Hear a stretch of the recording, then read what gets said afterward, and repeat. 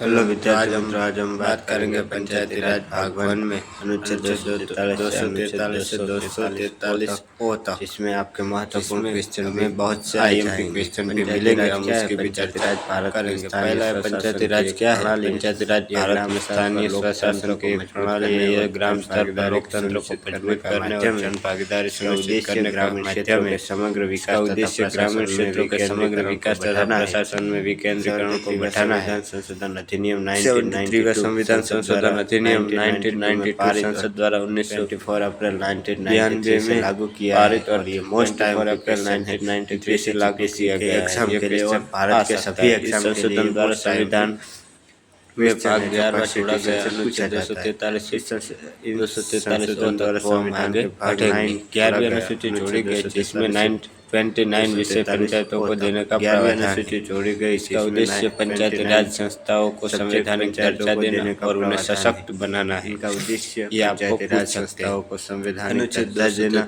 और उन्हें सशक्त बनाना है। तक पंचायती राज हम बात करेंगे अनुच्छेद प्रावधान से 47 अनुच्छेद 243 परिभाषाएं के बारे में कहा गया है। अनुच्छेद 243 ग्राम सभा के बारे में, अनुच्छेद 243 बी पंचायतों का गठन, बी पंचायतों की संरचना, डी अनुसूचित जाति अनुसूचित जनजाति और महिलाओं के लिए आरक्षण। ये मोस्ट आईएमपी 243 डी में क्या कहा गया है। अनुसूचित जाति महिलाओं के लिए आरक्षण के लिए अनुच्छेद जनजाति और महिलाओं के लिए आरक्षण की बात की गई है। ई पंचायतों का कार्यकाल 243 ई पंचायतों का कार्यकाल, पंचायतों की अयोग्यता, पंचायतों की शक्ति जिम्मेदारियों के बारे में, अधिकार और जिम्मेदारियों का कर शुल्क टोल आदि पंचायतों को कर शुल्क टोल आदि लगाने की राज्य वित्त आयोग, राज्य वित्त आयोग, पंचायतों के खातों का लेखा रक्षण, राज्य निर्वाचन आयोग, संघ जिसके बारे में हमने पढ़ा, विधानमंडल हो कल एल संघ राज्य क्षेत्रों पर लागू जहाँ विधानमंडल हो। जनजातीय क्षेत्र पहले अनुसूचित क्षेत्र और जनजातीय क्षेत्र जारी रहेगा। न्यायालयों पूर्ववर्ती कानूनों का अनुसरण जारी रहेगा। ग्राम सभा 243 ग्राम न्यायालयों के हस्तक्षेप पर प्रतिबंध। ग्राम सभा के बारे में चर्चा करेंगे। सिला है ग्राम सभा पंचायत प्रक्रिया, विकास कार्यों की योजना और अनुमोदन करना। ग्राम सभा में ग्राम सभा पंचायत क्षेत्र के सभी पंजीकृत मतदाताओं की ऑडिट करना, पंचायत राज्यों का चयन करना, पंचायत के कार्यों की निगरानी करना, अन्य विषय जो राज्य कानून द्वारा दिए जाए। द्विस्तरीय पंचायती राज व्यवस्था के बारे में हम पढ़ेंगे, जिसमें से एक क्वेश्चन पूछा जाता है। 73वां संविधान संशोधन के अनुसार ग्रामीण क्षेत्रों में पंचायती राज संस्थाओं की द्विस्तरीय व्यवस्था का प्रावधान है। जिला पंचायत जिला स्तर समस्त पंचायतों का समन्वय और विकास योजनाओं का निर्माण, पंचायत समिति जनपद पंचायत खंड तालुका स्तर विकास योजनाओं का क्रियान्वयन और निगरानी होती है। ग्राम पंचायत ग्राम स्तर पर किस विकास कार्यों का निष्पादन और जन सेवा होती है। महत्वपूर्ण तथ्य यूपीएससी और जीपीएससी के लिए तो 73वां संविधान संशोधन 1992 में लागू किया गया 24 अप्रैल 1993 में। भाग 9 अनुच्छेद 243 से 243 ओ 11वीं अनुसूचित 29 सब्जेक्ट ग्राम सभा पंचायती राज की मूल इकाई, त्रिस्तरीय व्यवस्था, ग्राम पंचायत, पंचायत समिति, जिला पंचायत। अभी हम और चर्चा करेंगे पंचायती राज में जो मोस्ट आईएमपी टॉपिक है हमारा। पंचायतों का कार्यकाल, प्रत्येक पंचायत का कार्यकाल उसके प्रथम बैठक की तिथि से 5 वर्ष का होता है। कार्यकाल की समाप्ति से पहले यदि पंचायत भंग कर दी जाती है तो 6 महीने के भीतर चुनाव करना अनिवार्य है। यदि प्राकृतिक आपदा, युद्ध आदि के कारण चुनाव संभव नहीं है तो राज्य निर्वाचन आयोग की सिफारिश पर राज्य सरकार अधिकतम 6 महीने तक की छुट्टी दे सकता है। अभी हम पंचायत चुनाव के बारे में जानेंगे। पंचायत के चुनाव की देखरेख, निर्देशन और नियंत्रण राज्य निर्वाचन आयोग द्वारा किया जाता है। चुनाव प्रक्रिया स्वतंत्र, निष्पक्ष और पारदर्शी होनी चाहिए। राज्य निर्वाचन आयोग मतदाता सूची तैयार करता है। राज्य सरकार को पंचायत चुनाव के लिए आवश्यकता धन और संसाधन उपलब्ध कराना होते हैं। पंचायतों में आरक्षण, अनुसूचित जाति एससी और अनुसूचित जनजाति एसटी, ये भी आपको पूछ सकते हैं, के लिए उनकी जनसंख्या के अनुपात में आरक्षण अनिवार्य है। एससी के लिए आरक्षण ST के लिए आरक्षण और महिलाओं के लिए कम से कम 1/3 आरक्षण। कुल सीटों और अध्यक्ष पदों में से कम 1/3 1/3 महिलाओं के लिए आरक्षित होते। महिलाओं के लिए आरक्षण में SC ST महिलाओं भी शामिल होगी। अध्यक्ष पदों का आरक्षण राज्य सरकार द्वारा रोटेशन के आधार पर किया जाएगा। अभी हम चर्चा करेंगे राज्य वित्त आयोग। राज्यपाल प्रत्येक 5 वर्ष में एक राज्य वित्त आयोग का गठन करता है।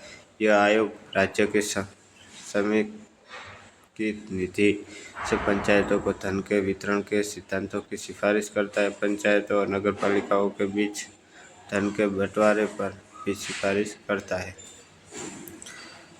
कर, शुल्क, टोल और अन्य प्राप्तियों के बंटवारे पर सुझाव देता है। राज्य सरकार आयोग की रिपोर्ट को विधानमंडल के समक्ष रखती है तथा उस पर की गई कार्यवाही भी बताती है। रिपोर्ट विधानमंडल के समक्ष प्रस्तुत की जाती है। अभी हम UPSC GPSC के लिए महत्वपूर्ण तथ्यों के बारे में पढ़ेंगे, फिर उसके MCQ भी लेंगे।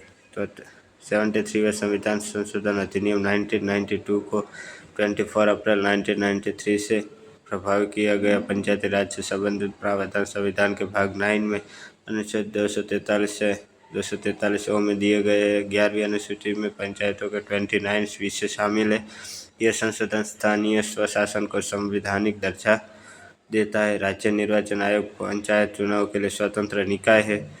पंचायतों का कार्यकाल 5 वर्ष का होता है। कम से कम 1/3 सीटें और अध्यक्ष पद महिलाओं के लिए आरक्षित है। SC ST के लिए आरक्षण उनकी जनसंख्या के अनुपात में अनिवार्य है। राज्य वित्त आयोग प्रत्येक 5 वर्ष में गठित किया जाता है। ग्राम सभा को पंचायत व्यवस्था की आधारशिला माना गया है।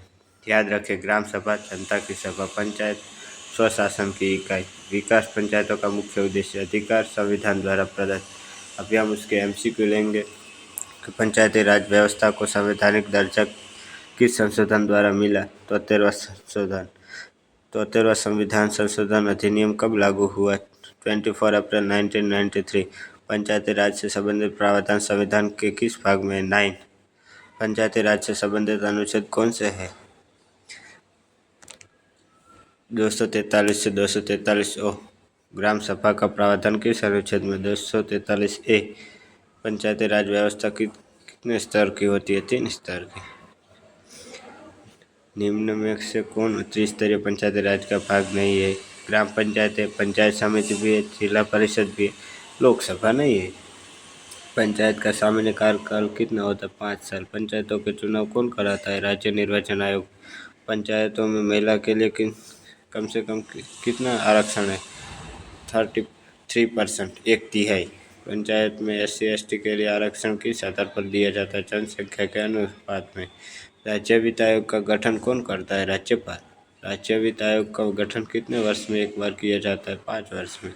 11वीं अनुसूची में कितने विषय शामिल है? 29। पंचायती राज व्यवस्था का मुख्य उद्देश्य क्या है? स्थानीय स्वशासन को सशक्त बनाना। महत्वपूर्ण जो तथ्य है वो हमने पहले भी देख लिया, आप देख लेना। अभी हम मिलेंगे नेक्स्ट वीडियो में पंचायती राज भाग 2 में, जो आपके लिए महत्वपूर्ण है।